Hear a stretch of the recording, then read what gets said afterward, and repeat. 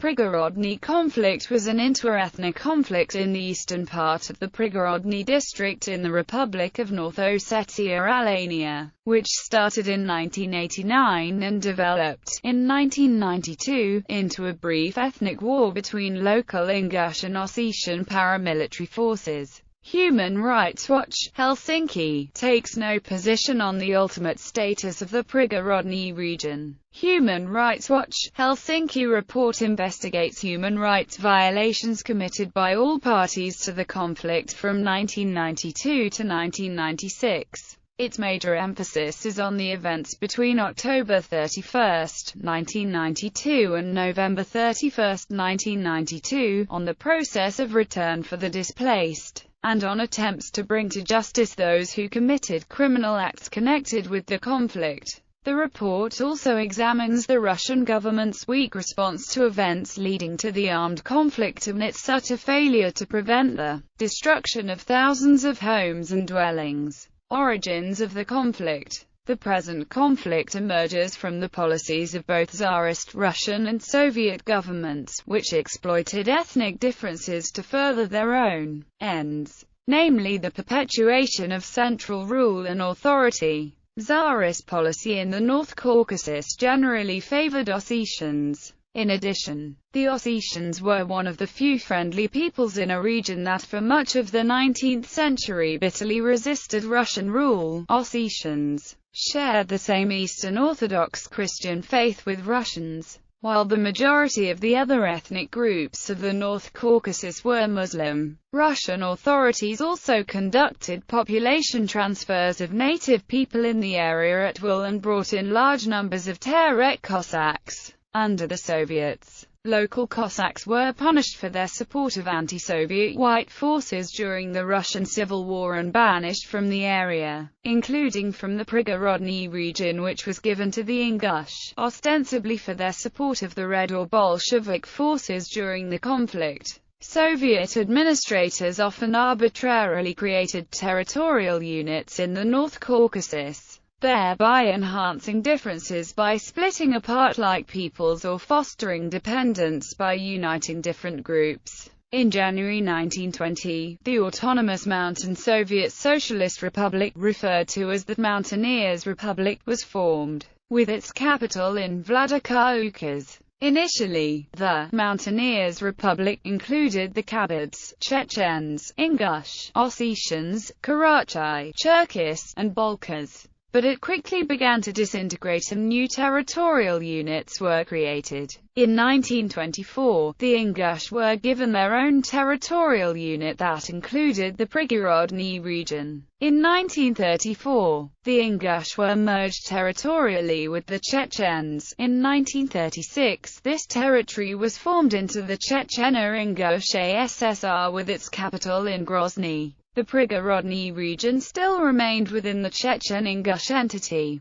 In 1944, near the end of World War II, the Ingush and the Chechen peoples were accused of collaborating with the Nazis, and by order of Joseph Stalin, the whole population of Ingush and Chechens were deported to Central Asia and Siberia. Soon after, the depopulated Prigorodny district was transferred to North Ossetia. In 1957, the repressed Ingush and Chechens were allowed to return to their native land and the Chechen-Ingush Republic was restored, with the Prigorodny district kept under the control of North Ossetia. Soviet authorities attempted to prevent Ingush from returning to their territory in Prigorodny district. However, Ingush families managed to move in, purchase houses back from the Ossetians and resettled the district in greater numbers. This gave rise to the idea of restoring historical justice and returning native lands among the Ingush population and intelligentsia, which contributed to the already existing tensions between ethnic Ossetians and Ingush. Between 1973 and 1980, the Ingush voiced their demands for the reunification of the Prigorodny district with Ingushetia by staging various protests and meetings in Grozny.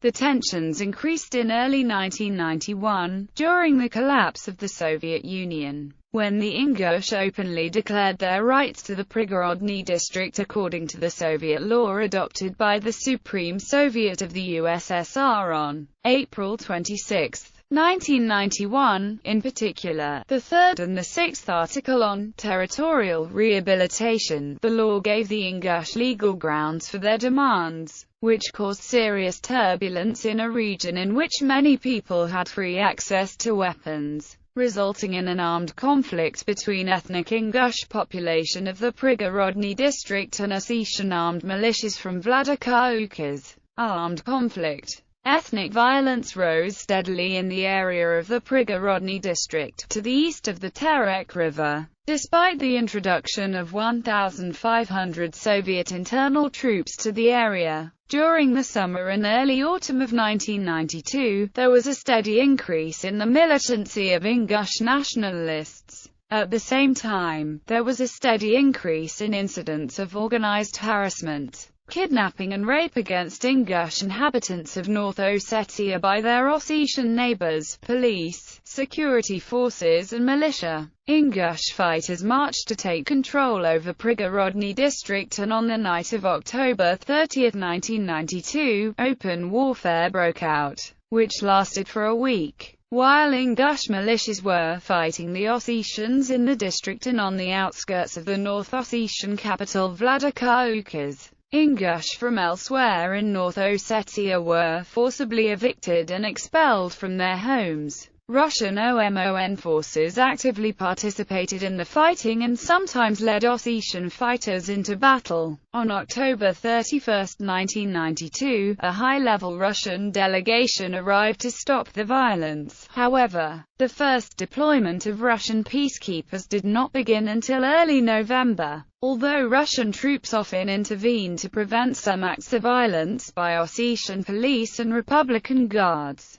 President Boris Yeltsin issued a decree that the Prigorodny district was to remain part of North Ossetia on November 2. Official Russian casualty figures. Total dead as of June 31, 1994, 644. Those killed through November 4, 1992. Ossetian, 151 Ingush, 302 other nationalities. 25 North Ossetian Ministry of the Interior, 9 Russian Ministry of Defense, 8 Russian Ministry of the Interior internal troops, 3 those killed between November 5, 1992 and December 31, 1992, Ossetian, 9 Ingush, 3 other nationalities, 2 unknown nationalities, 12 Unified Investigative Group Ministry of the Interior, 1 those killed in 1993, Ossetian, 40 Ingush, 33 other nationalities, 21 unknown nationalities, 30 North Ossetian Ministry of the Interior, 9 Ingush Ministry of the Interior, 5 Russian Ministry of Defense, 3 Russian Ministry of the Interior internal troops, 4 Unified Investigative Group Russian Ministry of the Interior, 8 those killed as of June 31, 1994, Ossetian, 6 Ingush, 3 other nationalities, 7 Russian Ministry of Defense, 1 Russian Ministry of the Interior internal troops, 2 Unified Investigative Group Russian Ministry of the Interior, 4 allegations of ethnic cleansing. Human Rights Watch Helsinki takes no position on the ultimate status of the Prigorodny region. HRW's report says, Human Rights Watch Helsinki thanks both North Ossetian and Ingush authorities as well as officials from the Russian Temporary Administration for their cooperation with the mission participants. Human Rights Watch Helsinki would like to express our appreciation to all those who read the report and commented on it, including Professor John Colarusso of McMaster University. We would also like to thank the members of the Russian human rights group Memorial, who provided generous assistance and advice. In 1994, Memorial published an excellent report on the conflict in the Prigorodny region, 2 years after the war. The problem of the forcibly displaced in the area of the Ossetian-Ingush conflict. Finally, we would like to thank the Carnegie Corporation of New York, the Henry Jackson Fund, the Merck Fund and the Mariah Fund for their support. Human Rights Watch, Helsinki takes no position on the ultimate status of the Prigorodny region. Our sole concern is conformance with international humanitarian law. During the 3 years preceding the outbreak of conflict in October 1992, both the Ingush and the Ossetians armed at a furious pace. Much of the North Ossetian ASSR's acquisition of weapons was connected with the war in South Ossetia. Weapons flowed into Ingushetia freely from Chechnya, and until the outbreak of the conflict one could purchase automatic weapons freely at the market in Nuzrun. During the first period of the conflict, North Ossetian Interior Ministry troops and paramilitaries, South Ossetian armed groups, and Ingush militants took hostages, committed murder, looted, wantonly destroyed civilian property, and used indiscriminate fire. During the second period, a majority of Ingush homes in the Prigorodny region were looted by North Ossetian paramilitaries and South Ossetian armed groups, again with at the very least the acquiescence of North Ossetian and Russian security authorities. Most of this destruction occurred in the second 2 weeks of November 1992 and early December, in spite of the fact that a state of emergency had been proclaimed in November 2, 1992, and the Prigorodny region was largely under the control of Russian and North Ossetian forces by November 5, 1992. After the Ingush had fled or been expelled, the state of emergency was annulled in February 1995. As a result of the conflict, a total of 2,728 Ingush and 848 Ossetian homes, as well as numerous schools, shops, restaurants, and various parts of the infrastructure were destroyed. Half of the destroyed Ossetian homes have been fully repaired. Parties to the Ingush-Ossetian conflict are bound by international humanitarian law as it applies to the Russian Federation. The Russian Federation and subordinate state authorities are further bound by the International Covenant on Civil and Political Rights, to which Russia is a party. All parties to the conflict have committed abuses that constitute violations of both branches of international law. Most such abuses are also punishable as offenses under Russian criminal law as well.